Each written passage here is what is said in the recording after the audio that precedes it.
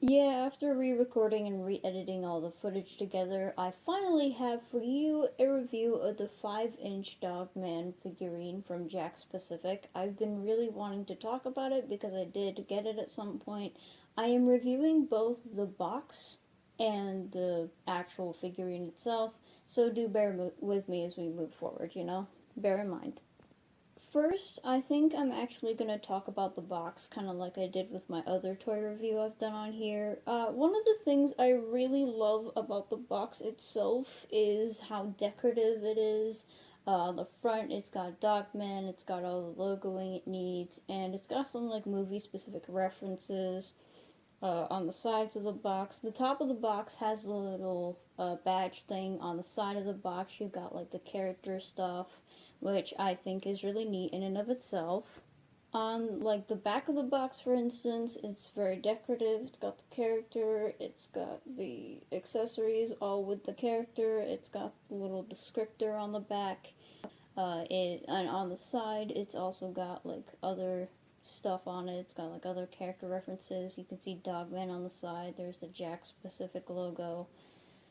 That kind of a thing's going on. I think that the box is really nice, especially the bio of the character in the box. That's also a really nice touch. In terms of the figurine itself, one of the things that fascinates me the most is its articulation, but also the fact that it stands alone. It's pretty well decorated. It's got the very movie canonical appearance, and although it's canon to the books as well, it's got just that touch that gives it the movie flow. But like I said, one of my favorite parts about this figure is in fact its articulation. The articulation of the figure, especially in parts of it like the arms and the legs, are really interesting to me, especially because this figurine bends at the wrists.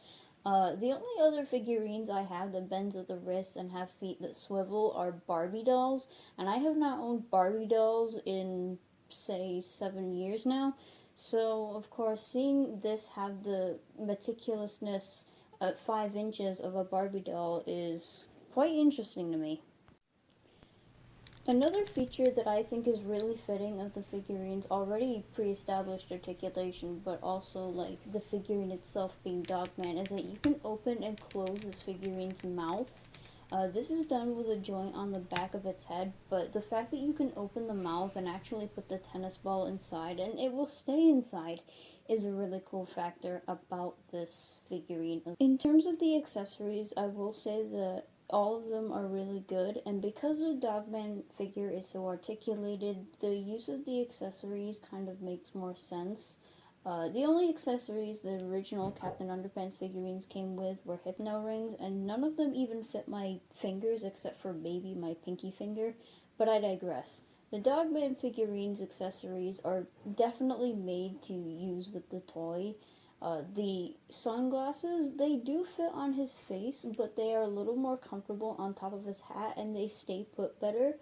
The tennis ball can sit in his mouth if you close his mouth over the tennis ball, and it will stay there. Yes, my dog man figurine has fallen with the tennis ball in his mouth, and it has remained in his mouth. The only thing that I would say about the tennis ball that I kinda have a small gripe with is that it's easy to lose. But even then, that's more of a nitpick because they even got the naming on the tennis ball correct. It's movie accurate and it's wonderful. Yes, I saw that movie in theaters.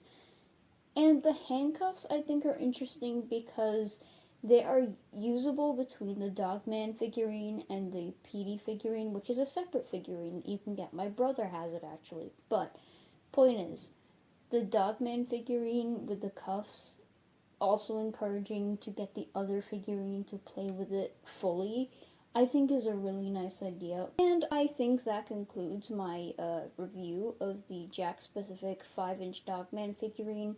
The main key points from this is mainly the articulation is fantastic, the detail paid attention to is also astounding, and next to the figures of the Captain Underpants, I think that I would rather have the Dogman because the Dogman has not only more accessories, but it's more movable and it's a lot of other cool stuff.